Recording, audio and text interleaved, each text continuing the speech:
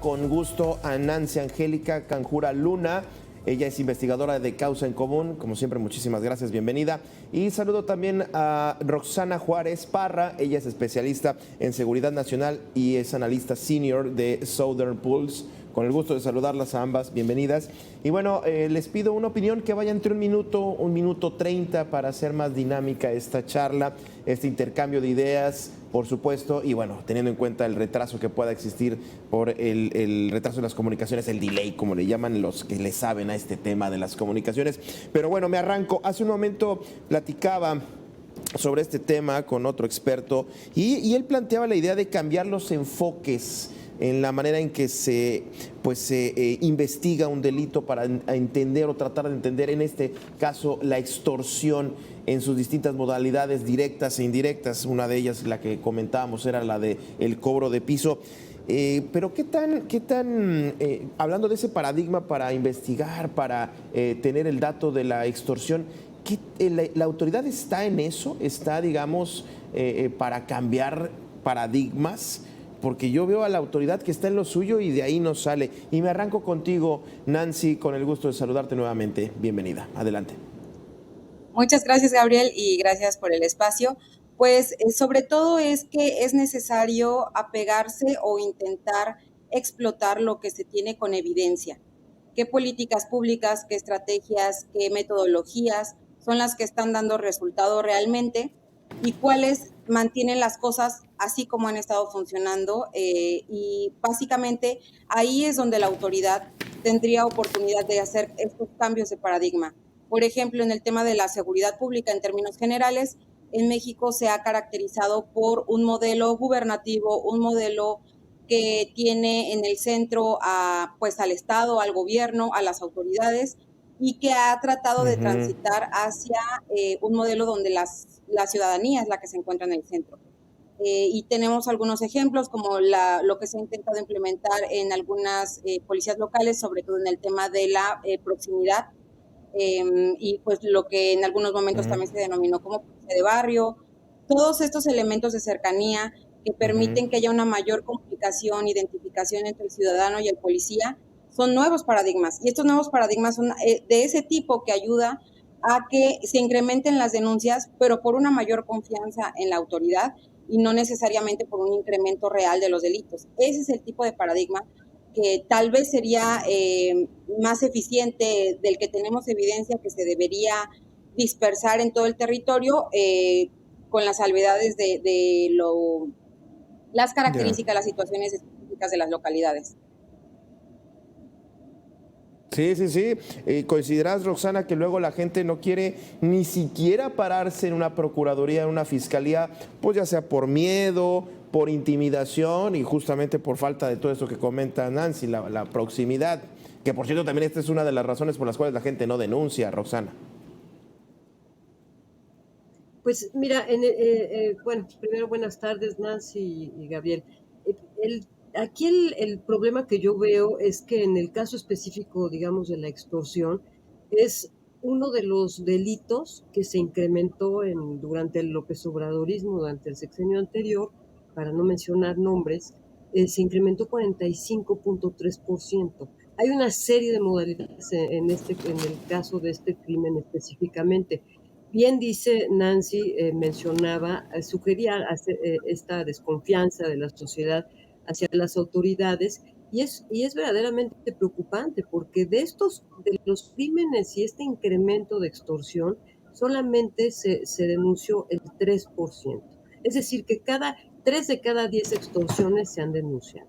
Por dos razones o por muchas más, pero principalmente porque hay una desconfianza hacia las autoridades, hay un sentimiento de amenaza en donde sienten las víctimas que si denuncian, la autoridad está coludida con el crimen y pueden ser ellos, pueden volver a ser víctimas de otro delito en manos de la autoridad.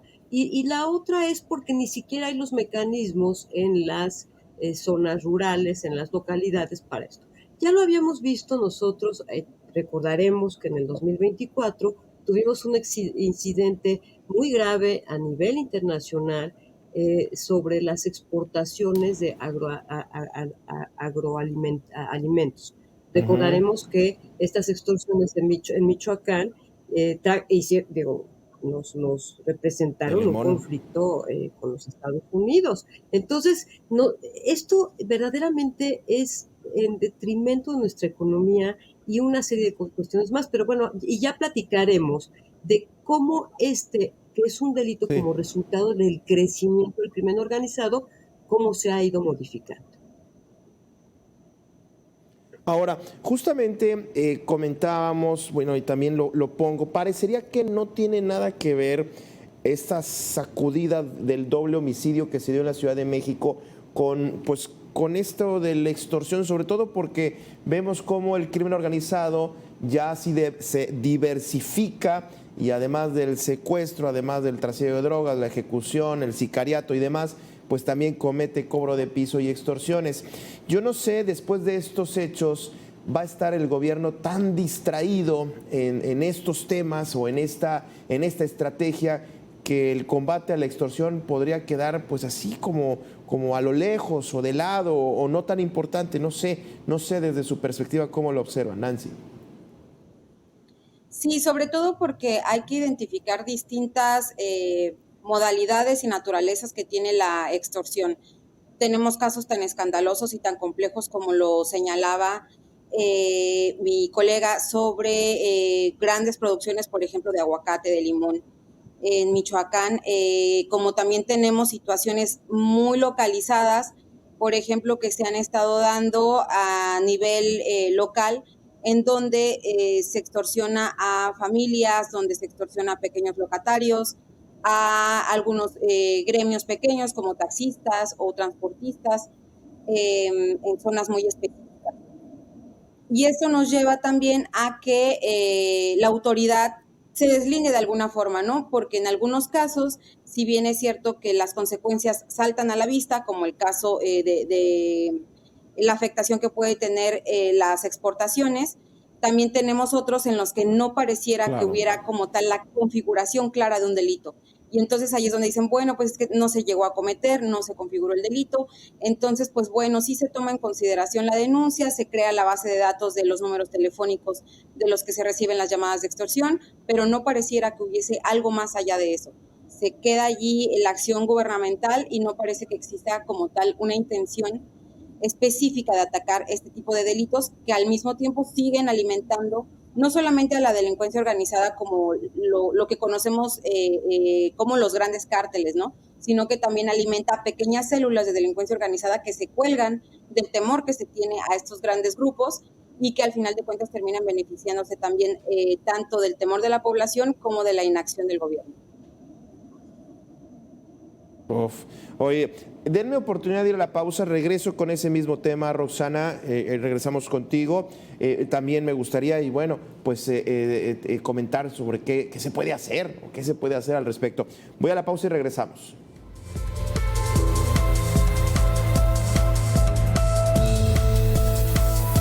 Ambas me quedé contigo, Roxana, y bueno, ponía el tema sobre si tras estos hechos violentos no estarán no distraerán a las autoridades en delitos como la extorsión y el cobro de piso, teniendo en cuenta la sacudida que representa este hecho violento en la Ciudad de México, este doble homicidio. Roxana. Pues, a ver, el doble homicidio es un tema muy complejo del que podríamos hablar ahora, porque es una ciudad que se ha convertido en un entramado de millones de delitos. Mire, yo siempre le digo a las personas cuando me preguntan, ¿cómo puedo saber si mi comunidad es segura o si las cosas se están descomponiendo?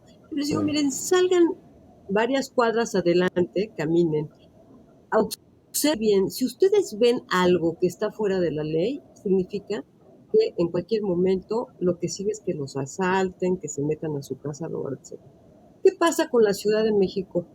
Salgamos a la Ciudad de México y veamos una multitud de ambulantes. No pueden los peatones, el derecho de los Sí. peatones a caminar se acabó. todas estas cosas tan pequeñas, tan cotidianas, fuera de la legalidad, esto es un ejemplo y es un foco rojo para que entendamos que estamos inmersos en la ilegalidad. Aquí tenemos los resultados. No tenemos idea cuáles fueron los móviles para que hubiesen estos asesinatos, pero sí me queda claro que el gobierno está contra las cuerdas. Esta falta de acción, por ejemplo, en las manifestaciones cuando rompen propiedad privada, ahora con a la presidente Sí. no le permitieron el paso a su propia oficina, digo, son verdaderamente ya no cuestiones de ilegalidad, estamos hablando ya de un tema de seguridad nacional. Es decir, la seguridad pública se convirtió en una amenaza de seguridad nacional y a nuestro país propio lo ha convertido en una amenaza para la región. Somos una amenaza, poco se habla, pero somos una amenaza para Guatemala, somos una amenaza para Belice, para las islas del Caribe y para todos los países que estén cerca de nosotros y que puedan ser parte de las rutas del Uf, narcotráfico. durísimo. Ahora, esto que comentabas me lleva a preguntar y poner sobre la mesa justamente, bueno, la falta del Estado de Derecho tiene que ver con la impunidad. Uno puede matar a alguien y pues no pasa nada, puede secuestrar o desaparecer a alguien, no pasa nada. Ahora, en el delito de extorsión, esta cifra negra de falta de denuncias y por supuesto de impunidad, pues hay quien comenta que ya está en el 100%, si no en el 99.9%, pues ya lo cerramos en 100%. No sé si esto también tiene que ver con la inacción de las autoridades, lo que comentábamos de esa consecuencia que hemos venido viendo en el paso de los sexenios, en esa flexibilidad quizás de parte de las autoridades. ¿Tú cómo lo observas, Nancy? Sí, en parte también es eso. Al final de cuentas, a los ciudadanos, si se les pregunta que han sido víctimas de alguna extorsión, ¿por qué no denunciaron? Muchos van a señalar que son situaciones atribuibles a la autoridad, por ejemplo, que se tardan muchísimo en tomarles la denuncia, en que no tienen confianza en las autoridades porque consideran que pueden tener represalias incluso por realizar su denuncia, y en otros cuantos también habrá la situación de que consideran que no pasa nada. Y eso también es algo que inhibe para la denuncia que puedan tener los ciudadanos. Y la otra, pues, es que efectivamente, ¿cuántas veces hemos escuchado que se ha desmantelado una red de extorsión o que se ha logrado mediante un trabajo de inteligencia y después de haber rastreado una serie de números, tanto telefónicos como de cuenta, y que se haya podido atacar un núcleo de extorsión? Casi nunca ha pasado. Tenemos los casos también de esta diversificación que decíamos de Sí, ¿no? delincuencia organizada, que tienen incluso sus call centers para poder extorsionar de otro tipo de forma, que incluso rayando en el fraude, y que eso sí han tenido algunas acciones de parte de las fiscalías. Sin embargo, todo lo demás pareciera que no se toca, pareciera que no hay consecuencias y que pues sigue abonando tanto al clima de ilegalidad como a el debilitamiento del Estado de Derecho. Claro. Yo sumarías, no sé si sumarías, Roxana, a esto de la impunidad, que pues inclusive hay complicidad de parte de las autoridades, Roxana. Sí, hay una serie de factores estructurales en nuestros gobiernos que abonan a esta impunidad. Entre ellos, bueno, no tenemos rendición de cuentas, no tenemos el combate a la corrupción tan cantado se ha quedado en un discurso político. Hasta ahora no hay acciones y ahora menos porque muchas de las instituciones que creaban sobre pesos específicos al actuar de las instituciones, pues los han desaparecido. No voy a acabar esta frase diciendo que es porque quizá convengan a los propios intereses oscuros del gobierno, pero sí creo yo que nos han quitado a los ciudadanos una serie de formas para poder denunciar. Además, digo, uno ve en las imágenes a los policías, a las guardias nacionales, a los militares en operaciones. Estas operaciones verdaderamente lo único que van a hacer es, como decía Nancy, van a haber unas detenciones y hasta ahí. Y hasta ahí quedó la cosa. Realmente eso no le va a beneficiar a Ujú. las comunidades. ¿Por qué? Pues porque al rato van a salir otras personas más mientras haya corrupción en el gobierno. Sí, definitivamente las Claro. escaleras se deben de barrer de arriba para abajo. Ahora, me gustaría cerrar ya para despedirnos, vamos a la recta final. Recientemente, a inicios de este año, la Ciudad de México creó una nueva fiscalía especializada del delito de extorsión, teniendo en cuenta la pérdida económica que representa y por supuesto lo que hemos comentado que va creciendo y de una extorsión indirecta se va convirtiendo a una extorsión directa como el cobro de piso. Yo no sé si esta pueda ser una aportación, no sé si una solución, pero o un avance desde su perspectiva, algo ya tan específico. Nancy, ¿tú cómo lo observas? Pues, por ejemplo, desde Causa en Común hemos señalado constantemente la falta de apoyo que se da a las instituciones de seguridad, en el sentido de que tienen menos recursos, tienen mucho trabajo, que les impide efectivamente cumplir con sus actividades adecuadamente. Entonces, en ese sentido, sí pudiese ser alguna buena noticia la creación de esta fiscalía para que se Un realice este avance. trabajo adecuadamente. Sin embargo, también es cierto que en México pues, nos caracterizamos por tener leyes muy bien hechas, sistemas muy bien estructurados, con un entramado institucional adecuado, pero que no opera, que no da resultados. Entonces, pues también faltaría, pudiésemos dar ese beneficio de la duda, pero al mismo tiempo es necesario dar seguimiento para ver que efectivamente se esté cumpliendo con esa labor y no que simplemente sea como esos elefantes blancos que ayudan a simular que se está Claro. trabajando para resolver los problemas. O el ejemplo, ¿no? Que abren una fiscalía o invitan a denunciar, la gente empieza a denunciar y se hacen bolas de tantas denuncias que no pueden ni siquiera atender una sola. Desde tu perspectiva, Roxana, ¿tú cómo observas este punto? Sí, estoy definitivamente, solo para enriquecer lo que dijo Nancy, que creo que ya lo dijo todo en este sentido, esta nueva fiscalía, si no tiene un buen diagnóstico de lo que está sucediendo en el país, como el tema, por ejemplo, del tráfico de armas, del que tanto también hablan, en México no tenemos ni siquiera datos de cuántas armas se han asegurado, nadie lleva datos, no hay una homologación para contar, para hacer bases de datos, porque todos los datos los traen de los norteamericanos. En el caso también de este diagnóstico de extorsión, pues ojalá y tengan uno real, pero sobre todo es un diagnóstico que tiene que estar conectado con otras instancias. Yo insisto, la extorsión es uno de tantos crímenes que cometen las organizaciones delictivas. Por ejemplo, en Guerrero, la nueva familia michoacana se ha hecho, se ha a través de la extorsión, no solamente de pedir dinero, también los ardillos y esta otra organización delictiva que es los tlacos, de exigirles por ejemplo, vendan más caro el pollo o algunos otros insumos alimenticios para poder ellos cobrar un dinero más. Entonces, este tipo de cosas, insisto, es uno de tantos delitos que financian a todos estos, como es los coches chocolate es la financiación de tantos criminales. Nancy Angélica, Roxana, muchísimas gracias por haber estado con nosotros.